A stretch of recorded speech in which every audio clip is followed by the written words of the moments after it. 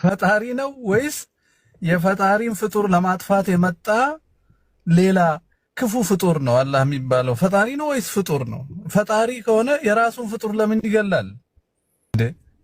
አለመፍጠር ይችላል። በአደጋ ማጥፋት ይችላል። በመጨረሻው ዘመን ሊፈርድበት ይችላል። ብዙ አማራጮች አሉት። እኔ እንግደል ለምን ይለኛል ነው ሌላ ሰው። እኔ ለምንድን ነው ሰው የምገለው? ለምን ይልከኛል? ሁሉ ጊዜ በጣም ግራ ይገባኛል ጥያቄ። ለምንድን ነው የሚልከኝ እኔን? አይደንቀን እኛ በመጠየቃችሁ የሚደንቀን ነገር አይደለም። ምክንያቱም እነዛ አላስተማረም ነው ኢየሱስ ክርስቶስ ስለ እንዲህ አይነት ነገራቶች ገብቷችኋል። ኢስላም ላይ ግን ስትመጡ እነዚህ ነገራቶች ስታገኙ ጓ አትበሉ። ያን እንድትሉ የሚያደርጓችሁ ወላሂ ስለ እምነት እንዳትጠይቁባቸው ነው። ገብቷችኋል። ስለ ዘር ፈሳዎች፣ ስለ ሁሉ ነገር ኢስላም ያስተምራል። የትኛው ይነጅሳል አይነጅስም ምናምን። ስለዚህ ህግጋት ትምህርት አለው ወይ አዲስ ኪዳን ብዬ በጠይቅ ወፍ የለውም በጭራሽ አላነሳም። ገብቷችኋል። እንዳጠቃላይ እንዲህ አይነት ጥያቄ ጠይቁ። ኢስላም ምንጩ ከየት ነው? ከየት ነው መነሻው? ኢስላም ምንጩ መነሻው ከየት ነው ከተባለ ከአምላካችን ከአላህ ዘንድ ነው። እርሱ ነው ለነቢያት ለሰው ልጅ ሁሉ እንዳለ የደነገገው። ይህን ራሱ ሲናገር ማስረጃ አላህ ስብሐነሁ ወተዓላ ምን ይላል? ወጃሂዱ ፊላሂ ሐቀ ጂሃዲሂ ሁወ እጅተባኩም ወማ ጀዐለ ዐለይኩም ፊዲን ሚን ሐረጅ ይላል። በአላህ ሃይማኖቱም ላይ ተገቢውን ትግል ታገሉ እያለ ይናገራል። የአላህ ሃይማኖት ተብሎ ተገልጿል ኢስላም። ራሱ አምላክ አላህ ስብሐነሁ ወተዓላ ምን ይላል? በሱራ አሊ ዕምራን ላይ ቁጥር 19 ላይ ኢነ ዲነ ዒንደላሂ ልኢስላም ይላል። ከእኔ ከአምላካችሁ ከአላህ ዘንድ ቀጥተኛው ሃይማኖት እስልምና ሃይማኖት ነው ይላል። በሱረት አልማኢዳ ላይ አላህ ስብሐነሁ ወተዓላ ቁጥር 4 ላይ ሲናገር ምን ይላል? ወረዲቱ ለኩም ልኢስላም ዲና ይላል። እስልምናን ሃይማኖት ብቻ ወደድኩላችሁ እያለ ይናገራል። በሌላ ቦታ ላይ ለቀደሙት ነቢያት ራሱ እንደደነገገላቸው ሲናገር ምን ይላል? ሱራ ሹራ ላይ ሸረዐ ለኩም ሚነ ዲን ማ ወሷ ቢሂ ኑሐን ወለዚ አውሐይና ኢለይከ ወማ ወሰይና ቢሂ ኢብራሂመ ወሙሳ ወዒሳ ይላል። እነሆ ይህን እስልምናን ሃይማኖት እኔ ደነገግኩላችሁ አለ። ማን? እኔ ደነገግኩላችሁ አለ አምላካችን አላህ። ከእናንተ በፊት ለኖህ፣ ለአብርሃም፣ ለሙሴ፣ ለመሲሁ ወይንም ለክርስቶስ ደንግጌው የነበረውን ያንኑ ሃይማኖት እያለ ይናገራል። ስለዚህ ኢስላምን የደነገገው ፈጣሪ ራሱ አምላክ አላህ ሱብሓነሁ ወተዓላ ነው። ምድር ላይ በሰዎች የተደነገገ አይደለም። አምላክ ደንግጎ ለቀደሙት ነቢያት የሰጣቸው ብቸኛው መለኮታዊ ሃይማኖት ነው። ይህንንም ሃይማኖት ነቢያቶች እንደሰበኩት ቃል በቃል ማስረጃ ልስጣችሁ።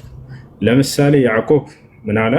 ወያዕቆብ ያ በንየ ኢነላህ አስጠፋ ለኩም ዲነ ፈላ ተሙቱነ ኢላ ወአንቱም ሙስሊሙን። ያዕቆብ ምን አለ ለልጆቹ? ልጆቼ ሆይ እነሆ አላህ አንድ ሃይማኖትን መርጦላችኋል አላቸው። ተመልከቱ፣ ነቢያቶችም ከአምላክ ዘንድ የተሰጠ ሃይማኖት እንደሆነ ለህዝቦቻቸው ያስተምሩ ነበር። አላህ አንድ ሃይማኖትን መረጠላችሁ፣ አደራ ልጆቼ ሙስሊሞች ሆናችሁ እንጂ አትሙቱ አላቸው ይላል። ያያችሁ። ከዚያ ልጆቹም እንዳለ ሙስሊሞች እንደሆኑ ተናገሩ። አም ኩንቱም ሹሃዳአ ኢዝ ሐደረ ያዕቁብ አልመውት ኢዝ ቃለ ሊበኒህ ማ ተዕቡዱነ ሚን ባዕዲ ቃሉ ነዕቡዱ ኢላሀከ ወኢላሀ አባኢከ ኢብራሂመ ወኢስማዒል ወኢስሐቅ ኢላሀን ዋሒዳ ወነሕኑ ለሁ ሙስሊሙን። እንዳለ ሁሉም ልጆቹ ለያዕቁብ ምን አሉት? እኛ ሙስሊሞች ነን ለአንዱ አምላክ ብለው ተናገሩ። ከያዕቆብ ልጆች መካከል ዮሴፍ በግብፅ ሀገር ላይ አላህ ስብሐነሁ ወተዓላ ንግስና ሹመትን ሰጥቶት ነበር። ይህ ታላቅ ነብይ ምን አለ?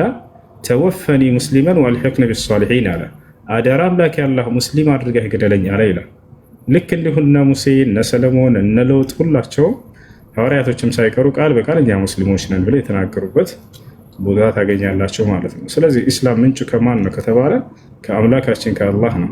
በነቢያት በኩል ለሰው ዘር ሁሉ የተደነገገ ብቸኛው መለኮታዊ ሃይማኖት ነው። ኢስላምን ለተከተለ ሰው ገነትን ሊያስገባው ቃል ገብቷል።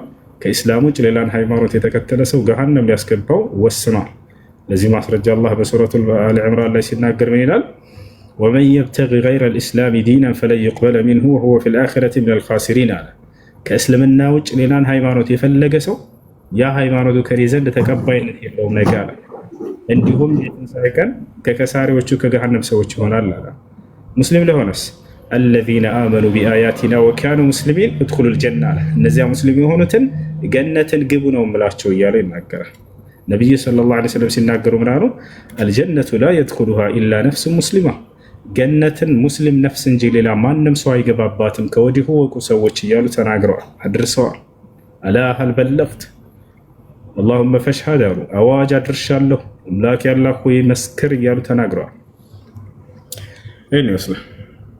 እሺ ሁሴ፣ እኔ መሀል ላቋርጥ አልፈለግኩ ማለት ስታወራ ጥያቄው ሲኖር ጥያቄን ያዛርግቼ አብራርታ እስክጨርስ እየጠበቅኩ ነው። ለዛ ነው ዝም ያልኩት። እና ሙስሊም ማለት ምን እንደሆነ እሱን ታብራራልኛለህ። ሁለተኛ ደግሞ ሃይማኖት የሚለው ጽንሰ ቃል ከእናንተ እንዴት ነው የሚታየው?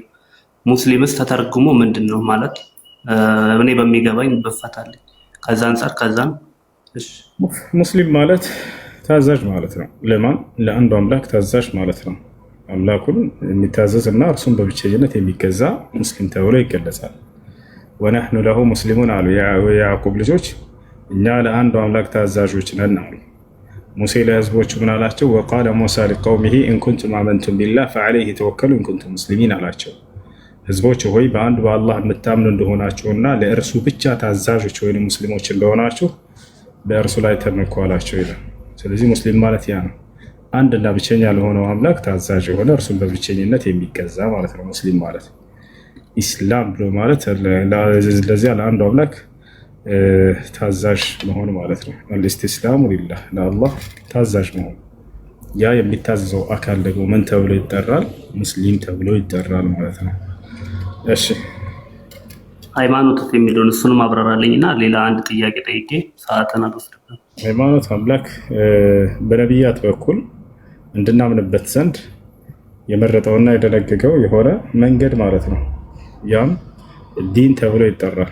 ኩሉ ማ የዲኑ ቢሂ ልኢንሳን ሊረቢህ ሱብሓነሁ ወተዓላ የሰው ልጅ ለጌታው ለአምላክ የሚያምንበት የሆነ ከእርሱ ዘንድ የታዘዘበት መንገድ የሃይማኖት ይባላል። እርሱም ኢስላም የሚባለውን ብቻ ነው ለሰው ልጆች የደነገገው። ይህን ሲናገር አላህ ኢነ ዲነ ዒንደላሂ ልኢስላም አለ። ከእኔ ከአምላካቸው ዘንድ ቀጥተኛው ሃይማኖት ኢስላም ነው እያለ ይናገራል።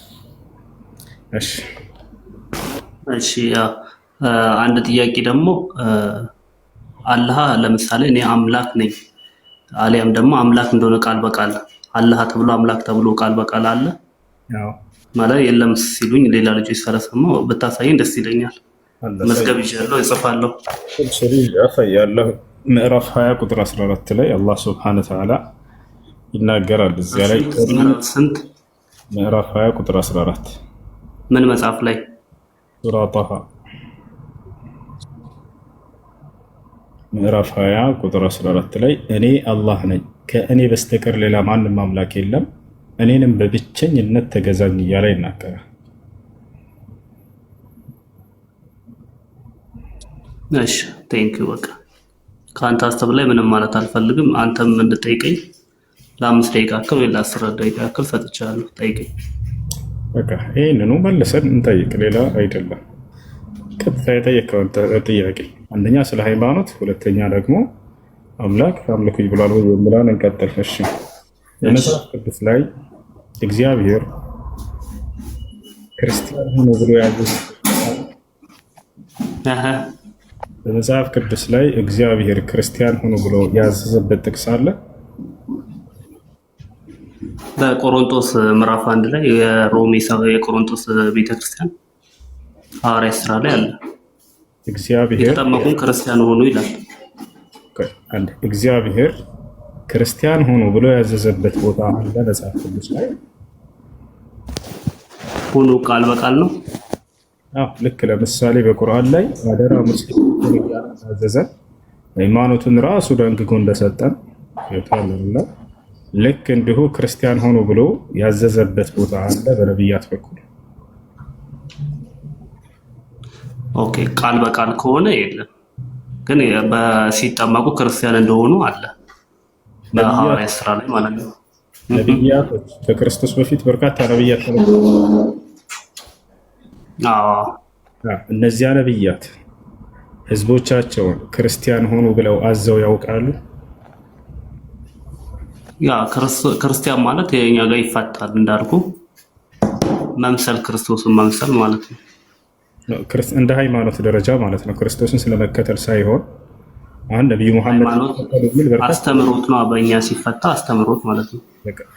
አሁን ሃይማኖቱ በሃይማኖት ደረጃ አስተምሮቱ አለ። ለምሳሌ ስለ ኢስላም ያንን አስተምሮቱ የእስልምና መሰረቶች ምን ናቸው ምናምን የሚለው ሁሉም አለ። እሱ ሳይሆን እያልኩኝ ያለሁት በሃይማኖት ደረጃ ክርስቲያን ሆኖ ብለው ሰብከው ነበር ነብያቶች ህዝቦቻቸው። ያ እግዚአብሔርን መምሰል አይደለ? ክርስቶስን መምሰል ብለን እኛ የምናምነው እግዚአብሔርን መምሰል ብለን የምናምነው ያንን መምሰል በኑሯቸው ውስጥ ምሳሉ እያሉ ሰብከዋል። በሃይማኖት ደረጃ ከክርስቶስ በፊት ነቢያቶች ነቢያቶች አሉ፣ እነ ሙሴ ሌሎችም ክርስቲያን ሆኖ ብለው ያዙ ነበር ህዝቦቻቸውን። ልክ እንዲህ በብሉይ ኪዳን ክርስቲያን ያው ሲተረጉም እግዚአብሔርን መምሰል ነውና ከዛ አንፃር አለየ። ክርስቲያን እግዚአብሔርን መምሰል ነው የሚል ትርጓሜ የለም። እንደዛ አይደለም። ክርስቲያን የሚለው ክርስቶስን መምሰል ያው ክርስቲያን መሆን ነው ብለን የምናምነው። ያ ደግሞ እሱም እግዚአብሔር ነው ብለን ስለምናምን ትርጉሙ ምን ማለት ነው ወደ ብለን እንመጣለን። አሁን ከሃይማኖት ደረጃ ነው። ክርስቲያን ክርስቶስ ከሚለው ነው። ክርስቶስ ማለት ትርጉሙን ታውቀዋለህ ዳኙ? ማለት መሲህ ማለት ነው። ምን ማለት ነው መሲህ ማለት? የተቀባ ማለት ነው። አሁን ስለ ቅባት አይደለም ጥያቄያችን። የተቀቡ ነፋሉ በብሉይ ኪዳን።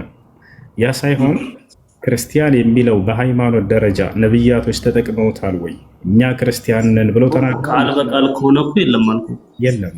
ስለዚህ አዲስ ኪዳን አለ አልኩ። አዲስ ኪዳን መጣለን። ስለዚህ ነብያቶች ክርስቲያን ሆኖ አላሉም፣ ወይንም ደግሞ ክርስቲያን ነኝ ብሎ የተናገረ ነብይም የለም። እግዚአብሔርም ክርስቲያን ሆኖ አላለም። እሺ በአዲስ ኪዳን ላይ እንሄድሽ ከነ ጳውሎስ ምናምን ሌላም ሊሆን ይችላል። እነዚህ አካሎች ክርስቲያን ሆኑ ብለው አዘዋል።